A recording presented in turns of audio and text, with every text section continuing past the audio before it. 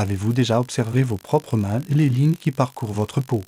Et songez au temps qui passe, avez-vous déjà ressenti au plus profond de vous cette pointe d'inquiétude en pensant à l'avenir, cette appréhension non pas de l'âge lui-même, mais de ce qu'il pourrait emporter, votre autonomie, votre vitalité, votre capacité à profiter des plaisirs les plus simples et les plus précieux de la vie, une promenade en forêt au lever du jour, le bonheur de pouvoir vous agenouiller pour jouer avec vos petits-enfants, la simple liberté d'aller et venir à votre guise, cette faiblesse qui peut s'installer dans les jambes, cette sensation de lourdeur ou d'instabilité n'est pas une fatalité inéluctable du vieillissement. C'est un signal, un avertissement de votre corps qui vous invite à agir, à reprendre le contrôle. Le processus est insidieux et scientifiquement documenté. Dès l'âge de 40 ans, un phénomène naturel mais redoutable s'amorce, la sarcopénie. Ce terme médical désigne la perte progressive et généralisée de la masse, de la force et de la fonction musculaire. Il ne s'agit pas d'une simple fatigue, mais d'un syndrome gériatrique complexe qui s'accélère brutalement après 60 ans. Nos jambes, les piliers qui nous ancrent au monde, sont en première ligne.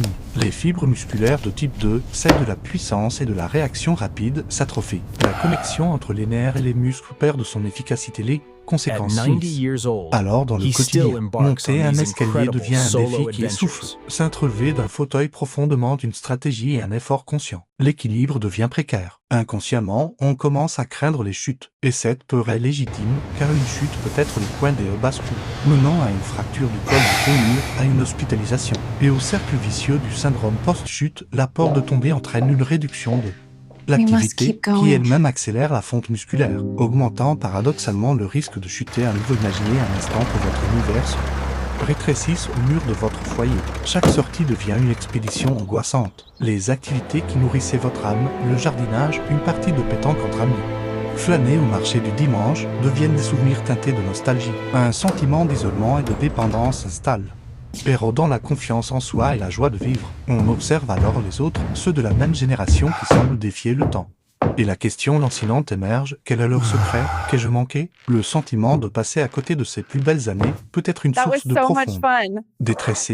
Si je vous disais que ce scénario n'est pas une fatalité, qu'il existe une méthode validée par la science médicale, non seulement pour enrayer ce déclin, mais pour le renverser, une stratégie pour reconstruire la force de vos jambes, pour retrouver un équilibre de roc et une confiance inébranlable, pour continuer à marcher d'un pas fier et assuré tout au long de votre vie. Le secret ne réside ni dans des exploits sportifs surhumains, ni dans des régimes punitifs. Le point commun de ces octogénaires est nonagénaires rayonnant de vitalité et une compréhension, et une application quotidienne de ce que les experts appellent la véritable activité musculaire. Laissez-moi vous raconter l'histoire de Jean, un ingénieur à la retraite vivant à Lyon. À 72 ans, Jean, cartésien et pragmatique, commençait à subir ce qu'il appelait l'usure inévitable. Ses genoux ajoxiques se faisaient souffrir. Et la simple idée de la promenade hebdomadaire au parc de la Tête d'Or avec sa femme, Hélène, devenait une source d'appréhension. Un soir, en regardant un documentaire sur Arte traitant des travaux du professeur Jean-Marie Robin, l'un des plus grands spécialistes français de la longévité, il eut une révélation. Le reportage montrait que les centenaires des zones bleues ne fréquentaient pas les salles de fitness. Leur secret était une activité physique de faible intensité, mais constante, intégrée de manière organique à leur vie. Ils cultivaient leur potager, marchaient pour aller voir leurs voisins, utilisaient leurs muscles pour les tâches de tous les jours. Leur vie était leur programme de remise en forme inspiré. Jean décida d'appliquer cette philosophie avec sa rigueur d'ingénieur. Le lendemain, il ne s'inscrivit pas à un marathon. Il commença par de micro-changements. En allant à la boulangerie, il choisit de faire un petit détour pour allonger sa marche de 5 minutes. Il se mit à utiliser systématiquement l'escalier de son immeuble au lieu de l'ascenseur. Surtout, il instaura un rituel simple 3 fois par jour. Avant chaque repas, il réalisait une série de 10 levers de chaise. Cet exercice fondamental qui consiste à se lever et à s'asseoir sans l'aide d'une main. Hélène, d'abord amusée, puis impressionnée, se joignit à lui. Progressivement, presque imperceptiblement, la force revint. Les douleurs aux genoux s'atténuèrent, car des muscles plus forts protègent mieux les articulations. Quelques mois plus tard, c'est lui qui proposait à Hélène des randonnées dans les monts d'Or. Jean n'avait pas seulement renforcé ses jambes, il avait reconquis son territoire et sa liberté. L'histoire de Jean est une parfaite illustration.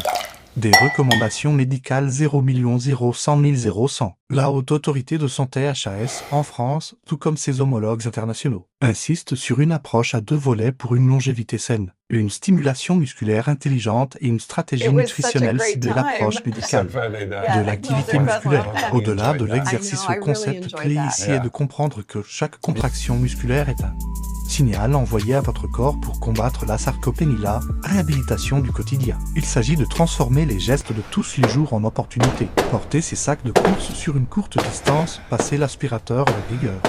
Ou encore jardiner sont des formes d'entraînement en résistance fonctionnelle. C'est ce que les scientifiques appellent la thermogenèse liée aux activités non sportives NAT. Et elle représente une part considérable de notre dépense énergétique et de notre stimulation musculaire à la marche. Mais la marche active, la marche est l'activité reine. Ses bénéfices cardiovasculaires et mentaux sont immenses. Pour cibler les muscles, varier les plaisirs, marcher sur des terrains légèrement inclinés pour solliciter davantage les quadriceps et les fessiers. Accélérer le pas entre deux lampadaires pour faire du fractionné. Une vitesse de marche rapide est l'un des indicateurs de santé et de longévité les plus fiables en gériatrie. Le protocole d'exercice ciblé à domicile, nul besoin de matériel coûteux. Votre corps est votre meilleur outil. Le lever de chaise squat assisté, c'est l'exercice non négociable. Il s'agit d'un mouvement polyarticulaire qui recrute les plus grands groupes musculaires du corps. Quadriceps, ischio-jambier et grand fessier. Visez 3 séries de 10 à 15 répétitions. C'est une la excellente qualité idée. prime sur la quantité, descendez lentement et remontez de manière plus explosive. Le pont fessier, glute bridge, allongé sur le dos, genou fléchi, soulevez votre bassin. Cet exercice est essentiel pour renforcer la chaîne postérieure. Crucial pour une bonne posture et la prévention des douleurs lombaires. La proprioception, avec l'âge, nous perdons la proprioception. Ce 6e sens qui informe notre cerveau de la position de notre corps dans l'espace. Entraînez-la. Tenez-vous en équilibre sur une jambe pendant 30 secondes, près d'un mur pour vous rattraper. Une fois l'exercice maîtrisé, essayez en fermant les yeux. C'est une méthode d'une efficacité redoutable pour prévenir les chutes. Directement issue de la kinésithérapie. Le 2e pilier, la nutrition. Carburant de la reconstruction musculaire, l'exercice crée le stimulus, mais la nutrition fournit les briques pour reconstruire. Avec l'âge, un phénomène de résistance anabolique s'installe, notre corps devient moins efficace pour utiliser les protéines afin de synthétiser les muscles. Il faut donc en consommer plus et mieux. L'apport protéique stratégique, les recommandations scientifiques pour les seniors actifs sont claires. Visez 1,2 à 1,5 g de protéines par kilogramme de poids corporel.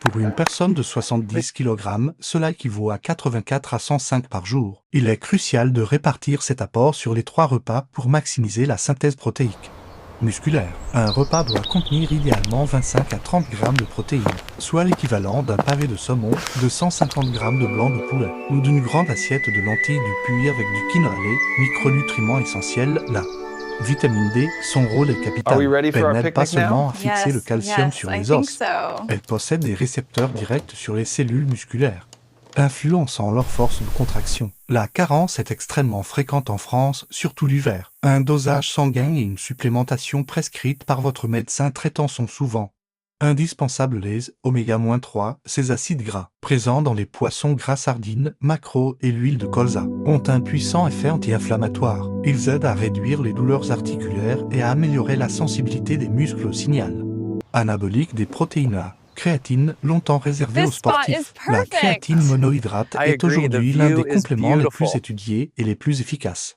pour augmenter la force et la masse musculaire chez les seniors, en combinaison avec des exercices de résistance. C'est une piste sérieuse à discuter avec votre médecin. En combinant ces 2 piliers, vous ne faites pas que freiner le vieillissement. Vous engagez un processus actif de régénération fonctionnelle. Vous investissez dans votre capital le plus précieux, votre autonomie. N'attendez plus. N'attendez pas que la gêne devienne une douleur, que la difficulté devienne une incapacité. Le pouvoir de changer le cours des choses est littéralement entre vos mains et dans vos jambes. L'action commence maintenant par une seule décision, un seul mouvement. Je vous propose un défi. Un premier pas concret. Dès la fin de cette écoute, levez-vous de votre chaise et rasseyez-vous 10 fois de suite.